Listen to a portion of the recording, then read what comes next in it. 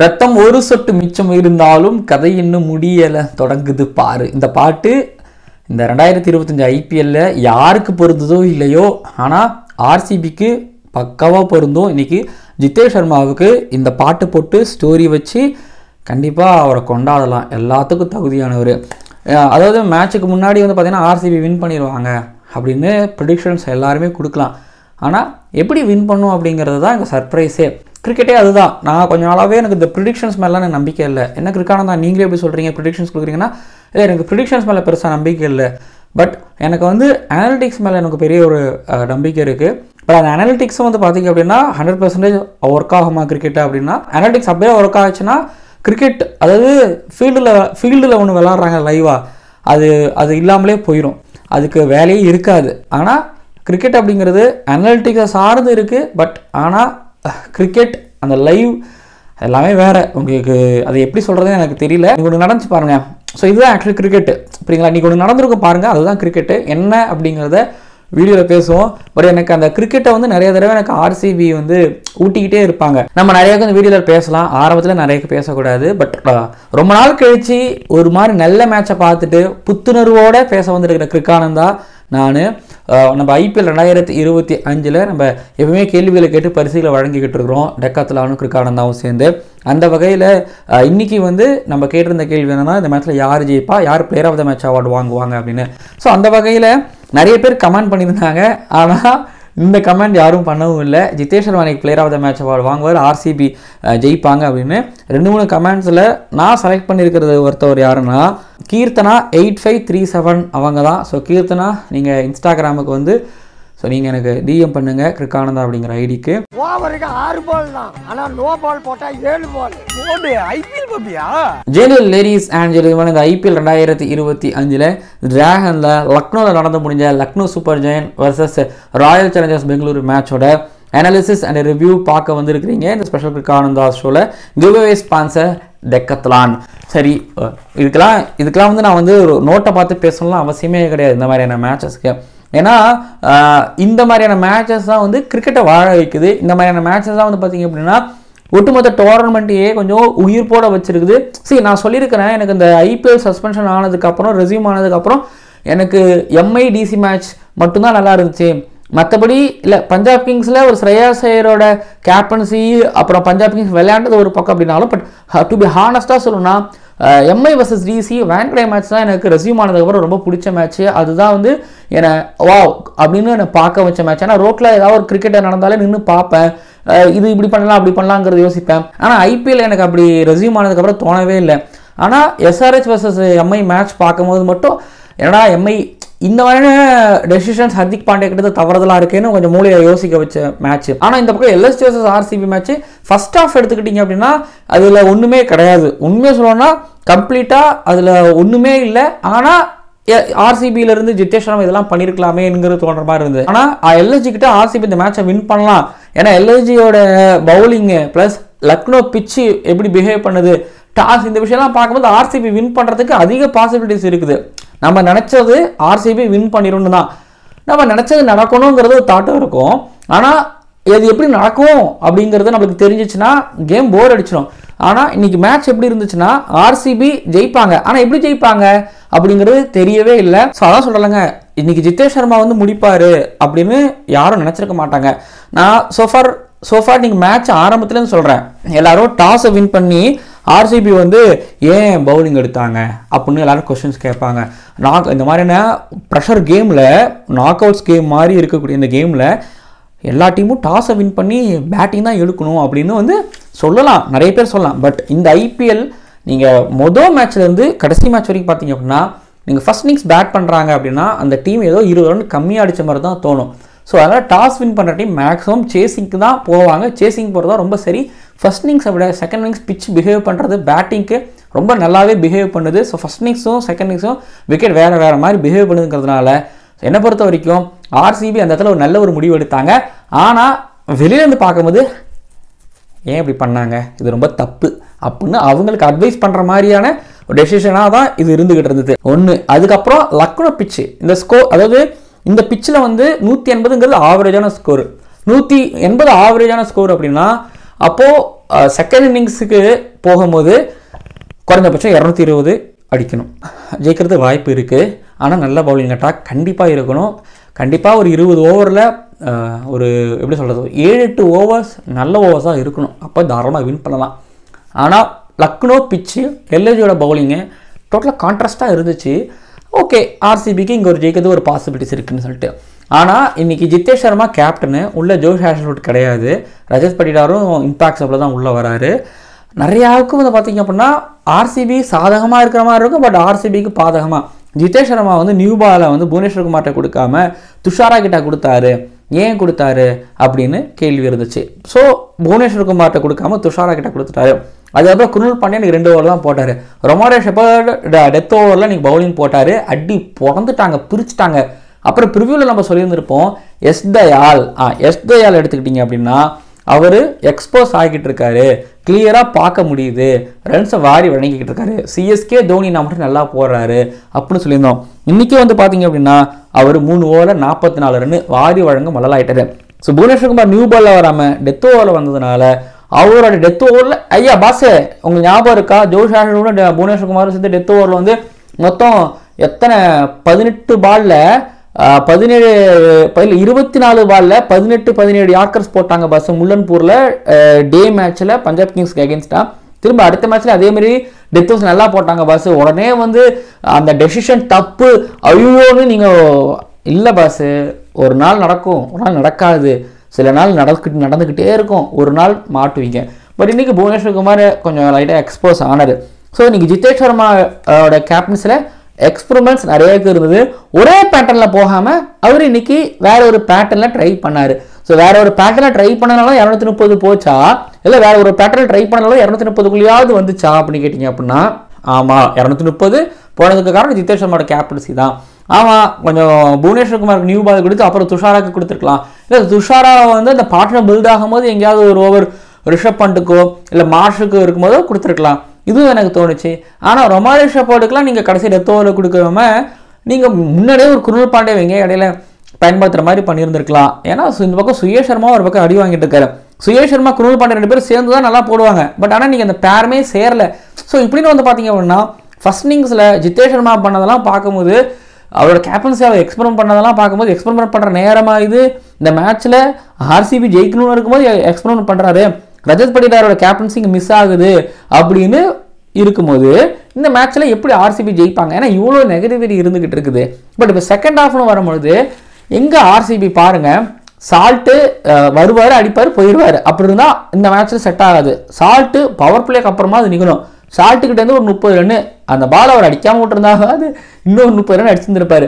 ஆர்சிபியோட batting நான் சொல்லிடுறேன், salt வருவார், அடிப்பார், போயிடுவார். ரஜத் பட்டியாரோட ஃபார்மு நான் சொல்லி உங்களுக்கு தெரியணும்னு அவசியம் கிடையாது. இதுக்கடையில் இன்னைக்கு வந்து லியம் லிவிங்ஸ்டன் இறக்கி விட்டாங்க, அவரும் ஃபார்ம் அவுட்டில் இருக்கிறாரு. ஜித்தேஷ் சர்மா அடித்து ரொம்ப நாள் ஆச்சு. இப்படின்னு வந்து பார்த்தீங்கன்னா கொஞ்சம் பாழடைஞ்ச பங்களா தான் ஆர்சிபியோட பேட்டிங் இருக்குது. அதில் ஒரே ஒருத்தவர் கோவாலு, விராட் கோலி மட்டும்தான் கன்சிஸ்டண்டாக இருந்துகிட்டு இருக்காரு. ஸோ இப்போது இந்த டீம் எப்படி 230 சேஸ் பண்ண போகிறாங்க? எல்எஸ்ஜியோட பவுலிங் மோசம், லக்னோ பிச்சு நல்லா இருக்குது, ஆனால் ஃபர்ஸ்ட் இன்னிங்ஸில் நிறைய நெகட்டிவிட்டிஸ் இருக்குது.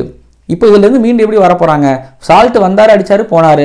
விராட் கோலி மட்டும் நின்றுட்டு இருக்காரு. விராட் கோலிக்கு நின்றுட்டு இருக்காரு. இந்த ரஜத் பட்டிதார் 1 டவுனில் வராரு. மயங்க் அகர்வால் தானே பொதுவாக வரணும். மயங்க் அகர்வால் பவர் பிளேக்குள்ளேருந்து வந்தால் டைமிங் மூலமாக கேப்பெல்லாம் பார்த்து அடித்து பவுண்டரிஸ் அடிச்சு கொடுப்பாரு. 6 அடிக்கூட எபிலிட்டி கிடையாது. ரஜத் பட்டிதார் வராரு. இது என்ன பிளானாக இருக்கும்? சரி, ஸ்பின்னை கட் பண்ண வைக்கணும், ஸ்பின் அடிக்கணும் இங்கே அப்படிங்கிறதுனால கொண்டு வராங்களான்னா உள்ள ரஜத் பட்டிதார் வந்தார். ரஜத் பட்டிதார் இன்டர்ன் காமிச்சார், வந்தார், ஒரு 6-4 காலி. பட் கரெக்டாக ஆஃப் சைடில் பாயிண்டில் கேட்ச் கொடுத்துட்டு அப்படியே போயிட்டார். இல்லைனா அவரும் எக்ஸ்டெண்ட் பண்ணி ஆடி இருப்பார் நினைக்கிறேன். பட் இன்டர்ன் கரன்லாம் இருந்துச்சு. ரஜத் பட்டிதார் போனாரா? ரஜத் பட்டிதார் போன உடனே லியம் லிவிங்ஸ்டன் ட்ராப்பு, காலி, பேக் டு பேக் விக்கெட்ஸ். இந்த பேக் டு பேக் விக்கெட் விழுந்த உடனே அப்படியே விராட் கோலியும் அவேஷ் கான் ஓவரில் வந்து அவுட் ஆகிறாரா? அவ்வளோதாங்க. இந்த சேசிங்கில் நான் இருந்த ஒரே நம்பிக்கை விராட் கோலி. விராட் கோலி விழுந்த உடனே இந்த ரஜத் பட்டிதார், இந்த பக்கம் லியம் லிவிங்ஸ்டனோட விக்கெட்லாம் விழுந்த உடனே முடிஞ்சிச்சு. டோட்டலாக வந்து பார்த்தீங்க அப்படின்னா மேட்ச் முடிஞ்சிச்சு. மேட்ச் பார்க்கும்போது எப்படி பார்த்துட்டு இருந்தாங்க அப்படின்னா, இந்த மேட்சை லக்னோ ஜெயிப்பாங்க, 30 ரன் வித்தியாசத்தில் ஜெயிப்பாங்க, ஆர்சிபி ஒரு 190க்கு மேலே வருவாங்க அப்படின்னு நினச்சேன். இதுலேயும் இன்னும் கன்ஃபார்ம் பண்ணது எப்போனா, மயங்க் அகர்வாலும் இந்த பக்கம் ஜித்தேஷ் சர்மா ஒரு எண்டில் வந்து நின்னாங்க. ரன் அவுட்டு மிஸ் பண்ணிட்டாங்க, ஒரு ரெண்டரை வந்து நின்றுட்டாங்க, முடிஞ்சு போச்சு அப்படின்னு நினைக்கும் போது திரும்ப அங்கே வந்து அவங்களுக்கு ஒரு சான்ஸ் கிடைக்குது. திரும்ப அதுக்கப்புறம் வந்து பார்த்தீங்கன்னா திக்வேஷோட பவுலிங்கில் ஜிதேஷ் சர்மா நோ பால் தப்பிக்கிறாரு, அதில் ஒரு 6. ஸோ பாருங்களேன், இன்றைக்கி இவ்வளோ விஷயம் நடந்திருக்குது. கேப்டன்சில் அப்படி பண்ணுறாங்க, பவுலிங்கில் இப்படி பண்ணுறாங்க, அது நடக்குது இது நடக்குது, வராங்க அப்புறம் வின் பண்ணுறாங்க. இத்தனைக்கும் சொல்கிறேன், ஜிதேஷ் சர்மா மும்பை இந்தியன்ஸ்க்கு அகேன்ஸ்டாக அடித்த ஒரு மேட்ச்சு, அந்த மேட்ச் ஜெயிக்கிறதுக்கு அவரும் ஒரு காரணம். சிஎஸ்கேக்கு அகேன்ஸ்டாக கடைசியாக வந்து அடித்தார். நான் நினச்சேன் தினேஷ் கார்த்திக்கின் உருவத்தில் எனக்கு ஜிதேஷ் சர்மா அப்படின்னு நினச்சேன். ஆனால் ஜிதேஷ் சர்மா இப்படி புஷ்ஷு பஞ்சர் ஆகிட்டார். ஆனால் சரியாக பேட்டிங் பண்ணலாம் அப்படின்னாலும் அவர் ஃபீல்டில் இருந்துக்கிட்டே இருப்பார், ரிவ்யூ கேட்குறதெல்லாம் ரொம்ப தெளிவாக கேட்பார். பட் அந்த இன்வால்வ்மெண்ட், அதான் சொல்கிறாங்க, நம்ம வந்து ஒருத்தவங்க ரன் அடிக்கிறாங்க அடிக்கலை அப்படிங்கிறதெல்லாம் வச்சு நம்ம எதுவும் சொல்லிட முடியாது. அவங்க அன்றைக்கி பேட்டில் படலை, சரியாக படலை. பட் ஜிதேஷ் சர்மாவுக்கு அப்படி கிடையாது, இல்லை ரொம்ப நாளாக சரியாகவே படலை. இடையில ஏதோ ஒரு மேட்ச் பட்டுச்சுன்னு நினைக்கிறேன், ஐம் நாட் ராங். பட் ஆனால் ஸ்டில் நான் சொல்லுவேன், ஜிதேஷ் சர்மா இந்த மேட்ச்சில் player of the match award அவருக்கு கொடுத்தாங்க. வேறு யாருக்கும் பிளேயர் ஆஃப் த மேட்ச் கொடுக்கறதுக்கு தகுதியானவங்களே கிடையவே கிடையாது. இந்த மேட்ச்சில் ஒரு பக்கம் பண்ட்டு 100 அடிச்சிருக்கலாம், மார்ஷ் அடிச்சிருக்கலாம், 100ங்கிற காரணத்துக்காக பண்ட்டுக்கு இல்லவே இல்லை. இன்னைக்கு ஜிதேஷ் சர்மா பண்ண மாதிரி அதெல்லாம் அன்பிலீவபிளுங்க. கிரிக்கெட்டில் அது ஒரு மேஜிக்கு. இது மாதிரிலாம் வந்து பார்த்தீங்க அப்படின்னா எப்படி சொல்கிறது, க்ளூலெஸ் அப்படிங்கிறத தாண்டி அவங்களுக்கு இன்னைக்கு படுறது எல்லாமே சரியாகவே படும், அவங்களுக்கு எல்லாமே கரெக்டாக நடக்கும். மேக்ஸ்வெல் ஆப்கானிஸ்தானுக்கு அகேன்ஸ்டாக வான்கடையில் 2023 வேர்ல்டு கப் அடித்த அந்த இன்னிங்ஸு, நேற்றுக்கு ஜோஷ் இங்கிலீஷை வந்து பஞ்சாப் கிங்ஸ்க்காக மும்பை இந்தியன்ஸுக்கு அகேன்ஸ்டாக அடித்தது. ஸோ எனக்கு மறந்துருச்சு. பட் ஆனால் சொல்கிறேன்ல, இந்த மாதிரி இன்னிங்ஸு இதுக்கு முன்னாடி ஜிதேஷ் சர்மா ஆடி இருக்க மாட்டார். இதுக்கப்புறமும் ஆட முடியுமானா டவுட்டு தான். எனக்கு தெரிஞ்சு ஜிதேஷ் சர்மாவில் எப்பயுமே 30 அடிப்பார். ஸோ இன்றைக்கி பாருங்கள், எல்லாமே இன்றைக்கி சொரட்டி ஸ்பின்னரை வளைச்சி பெரிய 6 அடிக்கிறாரு, ஃபாஸ்ட் பாலர் அடிக்கிறாரு, ஆஃப் சைடில் அடிக்கிறாரு. அவர் இன்றைக்கி அடிக்கிற ஒவ்வொரு ஷாட்லேயும் வந்து பார்த்திங்க அப்படின்னா ஆர்சிபி ஃபேன்ஸுக்கு கான்ஃபிடென்ட். ஒரு பக்கம் விராட் கோலி ஹேட்ரிக் 4 அடிக்கிறாருன்னா, இந்த பக்கம் கன்சிக்யூட்டிவாக 6 ஒரு பக்கம் அவர் அடிக்கிறாரு. இந்த மேட்ச் வந்து 20வது ஓவர் இல்லைங்க, கேப்டன் லீடிங் இன் ஃப்ரண்ட் அப்படின்னு தாராளமாக நீங்கள் சொல்லலாம். ஜிதேஷ் சர்மா ஆனதை அவர் தான் நீங்கள் முடிக்கிறாரு. அவர் தான் இன்றைக்கி மேட்ச் இந்த மாதிரி போகிறதுக்கு ஒரு காரணமாக இருந்தார். ஸோ அதை சொல்கிறேங்க, மேட்சோட ஸ்கிரிப்டை அவர் எழுதுறாரு. அந்த ஸ்கிரிப்டை எழுதும் போது அந்த ஸ்கிரிப்டை அவரே முடிக்கிறாருங்கும் போது, ஸோ இனிய தமிழ் மக்களே அப்படின்னு சொல்லிட்டு, ஸோ அவர் டைரக்டர் ஜிதேஷ் சர்மா நான் சொல்லுவேன், நீங்கள் மேட்ச் அவர் ஒரு மாதிரி டைரக்ஷனில் கொண்டு போய் திரும்பி அவர்கிட்டே அதை வந்து இல்லைங்க ஒரு வேளை நீங்கள் முடிக்கலன்னு வைங்களேன், ஒன்று எலிமினேட்டரில் மும்பை இந்தியன்ஸுக்கு எங்கேஸ்டாக மோதுவாங்க. ஸோ இது ஒன்று இருக்குது. ஆர்சிபி வந்து பிளே ஆஃபுக்கு வந்துக்கிட்டே இருப்பாங்க, ஆனால் அவங்க வந்து இந்த டாப் 2ல் முடிக்க மாட்டாங்க. பட் கப்பு வின் பண்ணுறதா யாருன்னா இந்த டாப் 2ல் இருக்கிறவங்க தான் வின் பண்ணுறாங்க. எலிமினேட்டரில், அதாவது இந்த எலிமினேட்டரு நம்பர் 3 நம்பர் 4ல் இருக்கிறவங்களாம் வின் பண்ண மாட்டுறாங்க அப்படின்னு ஒன்று இருந்துச்சு. பட் ஆர்சிபி இந்த தடவை பாருங்கள் எவ்வளோ, இங்கே பாருங்களேன், ஆர்சிபிக்கு இந்த லக்குன்னு ஒன்று சொல்லுவாங்க, அது எப்பயுமே கை கொடுக்காது. லக்குன்னா கை கொடுக்காது. ப்ளஸ் இந்த அண்டர் ப்ரெஷரில் முக்கியமான மேட்ச்சில் அவங்களால அவங்க இதுக்கு முன்னாடி பெஸ்ட்டாக பண்ண மாதிரி அவங்களால அதை பண்ண முடியாது. ஸோ இதெல்லாம் சொல்லுவாங்க, நிறைய பார்த்துருக்குறேன். எனக்கு அதில் நம்பிக்கையும் கிடையாது. ஏன்னா அப்படி சொல்கிறதுனால ஆப்போனண்ட்டோட விக்டரியை நம்ம கொச்சப்படுத்துகிற மாதிரி இருக்கும். பட் ஆர்சிபி பொறுத்த வரைக்கும் எஸ், முக்கியமான மேட்சஸ் அவங்க இழந்துருக்கிறாங்க. முக்கியமான மேட்சஸில் சில பல மோசமான டெசிஷன்ஸுக்காக தோக்கம் செஞ்சுருக்கிறாங்க, அதில் எந்த சந்தேகமும் கிடையாது. ஆனால் இந்த லக்கு, அந்த முக்கியமான நேரம் ஓகேங்களா, அந்த லாஸ்ட் ஓவரில் ஜெயிக்கிறது பேட்டிங் மூலமாக, பவுலிங் மூலமாக, ஃபீல்டிங் மூலமாக, இப்படின்னு வந்து பார்த்திங்க அப்படின்னா ஆர்சிபிக்கு எல்லாமே இப்போ சாதகமாக கைகூடி வந்திருக்குது. இது வரைக்கும் வந்து பார்த்திங்க அப்படின்னா அவங்க அந்த நம்பர் 3 4ல் மட்டும் இருந்துக்கிட்டு இருந்தாங்க. பட் இப்போது டாப்புக்கு வருவாங்கன்னு சத்தியமாக இங்கே பாருங்கள், ஜிடி தான் டாப்பில் இருப்பாங்க அப்படின்னு தான் யோசிச்சு பார்த்தாங்க. ஆனால் ஜிடி டாப்பில் இருந்து கீழே வந்து இப்போ இவங்க டாப் 2க்குள்ளே போய் இப்போ இவங்க பிளே ஆஃபுக்குள்ளே வந்துருக்குறாங்க அப்படின்னா, குவாலிஃபயர்ஸ் ஒன்று ஆட போகிறாங்க அப்படின்னா, இங்கே பாருங்கள் இந்த வருஷம் ஆர்சிபிக்கு எல்லாமே கைகூடி வந்துட்டுருக்கு. மற்ற டீமில் இன்ஜுரி லிஸ்ட் எடுத்து பாருங்கள், பஞ்சாப் கிங்ஸ் மட்டும் தான் கிளியராக இருக்கிறாங்க. இன்னொன்று மும்பை இந்தியன்ஸில் வந்து இன்ஜுரி கிடையாது, நிறைய பேர் கிளம்புறாங்க.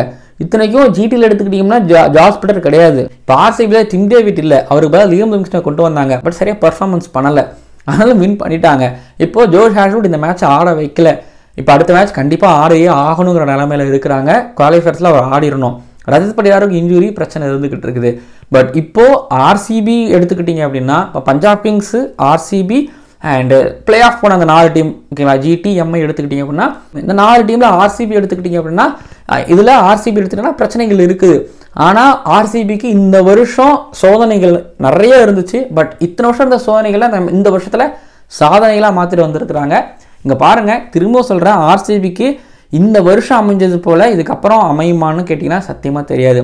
ஸ்குவாடிலிருந்து, ராசியிலேருந்து, மேட்சஸ்லேருந்து, ஜெயிக்கிறதுலேருந்து எல்லாமே அமைச்சுப்பாங்க அப்படின்னு நான் நினைக்கிறேன். அண்ட் ஜோஷ் ஹேட்லர் உள்ளே வரும்பொழுது எஸ்தயால் கொஞ்சம் வித்தியாசமான பவுலராகவும், புவனேஸ்வர் குமார் வித்தியாசமான பவுலராகவும், சுயேஷ் சர்மா அந்த பக்கம் குருல் பாண்டியா மிடில் ஓவர்ஸில் அகெயின் அவங்கள எப்படி பார்த்தோமோ அதே போல் பார்க்கும் பட்சத்தில் டெஃபினட்டாக ஆர்சிபி இந்த வருஷம் கப்பு வின் பண்ணுறதுக்கு அதிகப்படியான வாய்ப்புகள் இருந்துகிட்டு இருக்குது. நீங்கள் பஞ்சாப் கிங்ஸ் சொல்லலாம், மும்பை இந்தியன்ஸ் சொல்லலாம், ஜிடிஏ சொல்லலாம். பட் ஆர்சிபி என்னை பொறுத்த வரைக்கும் சரியாக இருக்கிறாங்க, ரொம்ப சரியாக வராங்கன்னா சரியாக இருக்கிறாங்க. ஓகேங்களா? இப்போ பேட்டிங்கில் விராட் கோலி டிபெண்ட் பண்ணியிருக்கிறாங்க. சால்ட் இன்னும் கொஞ்சம் எக்ஸ்டெண்ட் பண்ணி ஆடணும், ரஜத் பரிதார் கொஞ்சம் ஆடணும், லீவ் லிவிங்ஸ்டன் மிடில் ஆர்டரில் பெட்டராக பர்ஃபார்மன்ஸ் பண்ணணும். அண்ட் இன்றைக்கும் பாருங்கள், மயங்க் அகர்வால் இதான் சொல்கிறாங்க, இன்றைக்கி எல்லாமே ஒர்க் அவுட் ஆயிடுச்சு ஆர்சிபிக்கு. மயங்க் அகர்வால் என்னைக்கு நான் ஒரு 4ல் வந்திருக்காரு. ஒரு மேட்ச் ஞாபகம் இருக்குது, சேப்பாக்கில் எஸ்ஆர்ஹெச்சுக்காக அவர் ஆடும்போது என்ன பண்ணாங்கன்னா, விக்கெட் போயிட்டு இருக்கு, கொஞ்சம் ஸ்பின் ஆடணுங்கிறதுனால மயங்க் அகர்வால் இறக்கி விட்டாங்க. ஆக்சுவலி அவர் அந்த மேட்சை சொதப்பிட்டார். ஆனால் இப்போ மிடில் ஆர்டரில் வந்து அவர் பஞ்சாப் கிங்ஸில் இருக்கும்போது அந்த டாப் 3க்குள்ளே உள்ளே வந்துடுவார். ஓகேங்களா? 1-1 ஓப்பனிங்கில் வந்துடுவார். பட் இங்கே வந்து 4வது பொசிஷனில் இறங்கி அது கிளிக் ஆகிருக்கு ஆர்சிபிக்கு. ஸோ இப்படின்னு வந்து பார்த்தீங்க அப்படின்னா முழுக்க இன்றைக்கி ஆர்சிபியின் தினம். ஆர்சிபி கிரிக்கெட்டை கற்றுக் கொடுக்குறாங்கப்பா எனக்குலாம் நிறைய இடங்கள்ல ஆர்சிபி பொறுத்த வரைக்கும். ஸோ இது ஒரு பக்கம். இன்னொரு பக்கம் வந்து பார்த்திங்க அப்படின்னா லக்னோ சூப்பர் ஜெயின் டாக்டிக்கலாக இங்கே பாருங்களேன், இந்த ஐபிஎல்லில் டாக்டிக்கலாக தப்பு பண்ணுறதுல வந்து ஒன்று எனக்கு தெரிஞ்சு பேட் கமின்ஸ் நிறைய தப்பு பண்ணுறாரு, ரிஷப் பண்ட் தப்பு நிறைய பண்ணுறாரு, ஹர்திக் பாண்டியா அதில் பண்ணுறாரு. இன்றைக்கி பாருங்கள், இம்பாக்ட்ஸ் அப்படி இருக்குது. ஆனால் 5 பவுலரோட தான் அவர் ஆடுவேன்னு ஆடுறாரு. கடைசியாக ஒரு பவுலர் ஷார்ட்டோட ஆடுறாரு. பிரின்ஸ் யாதவ்லாம் இருந்தார், யூஸ் பண்ணியிருக்கலாம். பட் ஆனால் யூஸ் பண்ணலை. இது ஒரு பக்கம். அப்படின்னா 228 அடித்தாச்சு, டார்கெட்டாக வச்சாச்சு. ஸோ ஆனால் அதையும் அவங்களால ஜெயிக்க முடியலன்னா பண்டோட கேப்டன்சியில் இருக்கக்கூடிய கேள்விகள். அப்புறம் பவுலர்ஸ்லையும் நம்ம சும்மா சொல்லக்கூடாது. ஏன்னா திக்வேஷ் இன்றைக்கி விக்கெட்லெஸ்ஸாக போனார். அப்புறம் ஒரு பக்கம் வந்து பார்த்திங்கன்னா மன்கண்ட் பண்ணாங்க. ஆக்சுவலி அது நாட் அவுட் தான். ஏன்னா கை வந்து பார்த்திங்கன்னா கம்ப்ளீட் ஆகிடுச்சு. கம்ப்ளீட் ஆகக்கூடாது. மன்கண்ட் ஆக்சுவலி அது நாட் அவுட்டு. விக்கெட்லெஸ்ஸாக திக்வேஷ் இன்றைக்கி போனதும். அண்டு ஆவேஷ் கான் இன்றைக்கி விராட் கோலி விக்கெட் மட்டும் எடுத்தார். ஆனால் 3 ஓவருக்கு 30 ரன் கொடுத்தாரு. அதுவும் அவங்களுக்கு பெரிய பிரச்சனை தான். பட் ஆகாஷ் சிங் 40 ரன்னு, வில்லியமோர் ஒரு பவுலர் 74 ரன். சான்ஸே இல்லை, அட்டி உரிச்சு எடுத்துட்டாங்க. இன்னொரு பக்கம் பேட்டிங்கில் வந்து ரிஷப் பண்டோட 100 ஓகே ஹாப்பி சோஃபார். 27 கோடிக்கு கடைசியாக ரிஷப் பண்ட் விளையாண்டுருக்கிறாரு ஒரு பக்கம். ஆனால் சுற்றிலும் எல்லாரையும் ஒத்த கை ஷாட் அடித்தார். யார் போட்டாலும் அடித்தார். இன்னொரு பக்கம் மார்ஷோட 67 ரன்னு. அதாவது ஃப்ரண்ட் ஃபுட்டில் ஆடுறவர் பேக் ஃபுட்டில் சுயேஷ் சர்மாவை ஒரு மாதிரி மிடு விக்கெட்டில் கிராஸ் பண்ணதுன்னா அற்புதம், அருமை. பட் ஆனால் அது மேட்ச் வின்னிங் நாக்கா இல்லை அப்படிங்கிறது தான் இந்த பிரச்சனையே. நிக்லஸ் புரானை வந்து இன்னைக்கு அவர் ஒரு மாதிரி 10 பால் 13 ரன் போகிறாரு. பட் அவரும் ஃபார்ம் அவுட்டில் இருக்கிறாரு. ஆனால் அவர் 10 பாலில் 13 இல்லாமல் 10 பாலில் 30 இருந்தால் இன்னைக்கு இன்னும் கொஞ்சம் டிஃப்ரெண்ட் காமிச்சிருக்கலாம். சரி, ஓகே. இப்போது ஆர்சிபி கொல்கட்டா நைட் ரைடர்ஸை வின் பண்ணாங்க. சென்னையில் சென்னை சூப்பர் கிங்ஸை வின் பண்ணாங்க. மும்பையில் மும்பை இந்தியன்ஸை வின் பண்ணாங்க. ஜெய்ப்பூரில் ராயல் சேலஞ்சர்ஸ் பெங்களூரை வின் பண்ணாங்க. முல்லன்பூரில் பஞ்சாப் கிங்ஸை வின் பண்ணாங்க. டெல்லியில் டெல்லி கேபிட்டல்ஸை வின் பண்ணாங்க. லக்னோவில் இப்போ லக்னோ சூப்பர் ஜெயின்ஸை வின் பண்ணியிருக்கிறாங்க. ஸோ 7 அவே கேம்ஸையும் ஆர்சிபி வென்றிருக்கின்றார்கள். ஒரு சரித்திர சிறப்புமிக்க ஒரு 18வது வருட ஐபிஎல் வரலாற்றில் நல்ல ஒரு கிரிக்கெட் ஆடிட்டு இருக்காங்க ஆர்சிபி பொறுத்த வரைக்கும். ஓகேங்களா? தென் வீடியோ நிறைவடைகிறது, ரிவ்யூ நிறைவடைகிறது. இது கம்ப்ளீட்டாக ஆர்சிபி ஃபேன்ஸுக்கான ஒரு ட்ரீட்டு. ரொம்ப நாள் கழிச்சு எனக்கு ஒரு ட்ரீட்டு. இதுதான் கிரிக்கெட், இதுதான்டா கிரிக்கெட் அப்படிங்கிற மாதிரி இன்றைக்கி இருந்துச்சு. ஸோ அப்படி ஒரு மேட்ச்சு. அண்டு வீடியோ நிறைவடைகிறது. இதுக்கு மேலே நான் வரணும்னு சொல்கிறதுக்கு நீங்கள் சொல்லுங்கள். ஆர்சிபியோட ஃபேன்ஸ், நண்பீஸ், வீடியோ உங்களுக்கு பிடிச்சிருக்குன்னு நினைக்கிறேன். மறக்காமல் சப்ஸ்கிரைப் பண்ணுங்கள். ரொம்ப நாள் கழிச்சு ரொம்ப நல்லா பண்ணியிருக்கிறேன்னு நான் நினைக்கிறேன். ஜித்தேஷ் சர்மா பண்ண அளவுக்கு எனக்கு தெரியாது, பட் நல்லா பண்ணியிருக்கிறேன். அப்புறம் குவாலிஃபயர் சொன்னோட ப்ரிவியூவில் உங்களை சந்திக்கிறேன். அதில் பார்க்கலாம். மறக்காமல் சப்ஸ்கிரைப் பண்ணி வச்சுக்கோங்க. நல்ல வீடியோஸ் உங்களுக்காக. 6 பால் தான், ஆனால் நோ பால் போட்டால் 7 பால். ஐபிஎல் பாப்பியா?